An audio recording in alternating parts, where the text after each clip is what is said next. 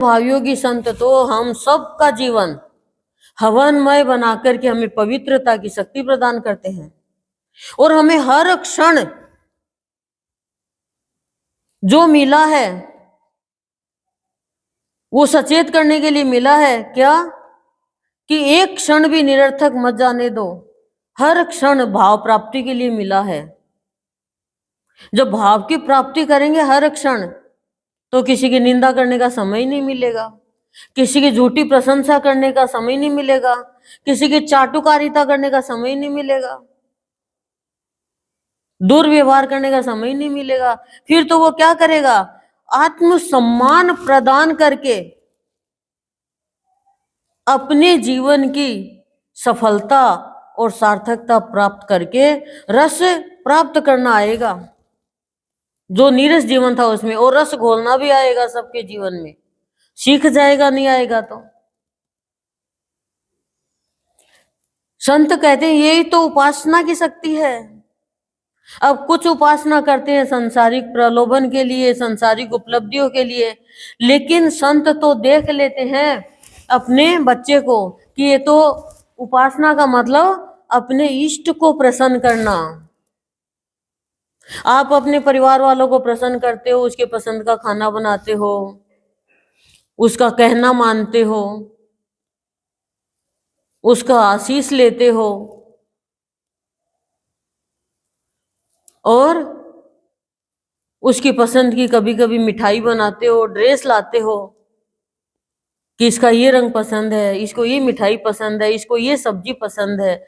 ऐसे ही भक्त जो होता है अपने भगवान की, अपने इष्ट की प्रसन्नता के लिए भक्ति करता है, वो अपने इष्ट को इतना सा भी दुखी नहीं करता,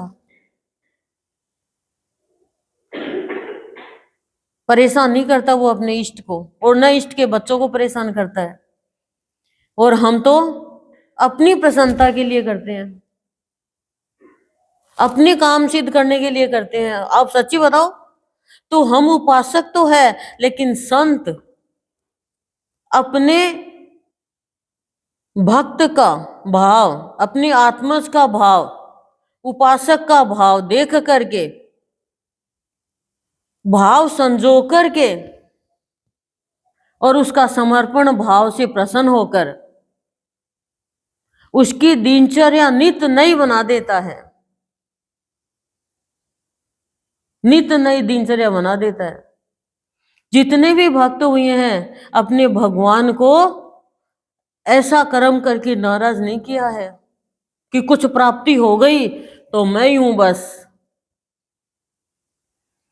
पूजा चाहे 4 घंटा करें और भगवान का जो प्यारा है उसको सताएं, तो फिर भगवान कैसे खुश होंगे? आप उपासना करो चाहे। संत तो अपने आत्मज को अपने समीप लेकर के भाव संजो देते हैं उसके पूरे रोम रोम में। इतना निराला जीवन बना देते हैं। और अपनी शरण में जब से संत ने अपने भक्त को लिया है, अपना योग करवाया है,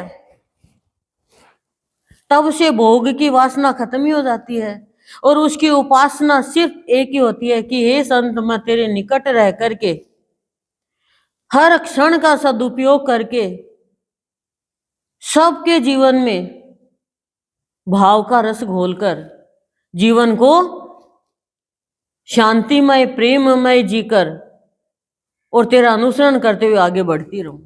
और संत तो आगे ही बढ़ाते हैं हर आत्मा को। हर कार्य की व्यवस्था करके भाव में बहना सिखाता है हमारे भाव योगी संत।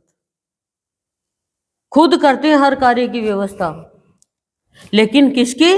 जो उपासना संत के प्राप्ति के लिए, संत के भाव प्राप्ति के लिए, भक्ति प्राप्ति के लिए, संत के अनुपम धन को प्राप्त करने के लिए। संत कहते हैं कि मैं तो मेरे भक्त का जीवन ही अनुपम बना देता हूं, अलौकिक बना देता हूं, जो ऐसी उपासना करता है। लेकिन इष्ट प्रसन्न है कि नहीं है? हम तो बस हमारा उल्लू सीधा कर ले, हमारा कार्य सिद्ध हो जाए। हम सब चाहे जिसको धोखा दे दे, हम चाहे जिसे दुर्व्यवहार कर ले, हम चाहे जिससे नफरत कर ले, हम चाहे जिसको मार के भगा दें, कैसे भगवान खुश होगा? कैसे खुश होगा? आज आपके बच्चे हैं और आपके बच्चों को कोई मार रहा है, ढंग से बात नहीं कर रहा है, और आपको तो बहुत आदर सम्मान दे रहा है, आप क्या कहोगे? मेरे से क्या पाल लेगी? क्या प्राप्त कर लेगी मेरे से? कुछ नहीं प्राप्त कर सकती। और उपासना करने वाला देख लेता है कि हाँ, मुझे मेरा संत सजा रहा भीतर से, जैसे प्रकृति सजी हुई ऐसी उसकी प्रकृति सज जाती है, तो प्रकृति सौम्य अवस्था की बन जाती है।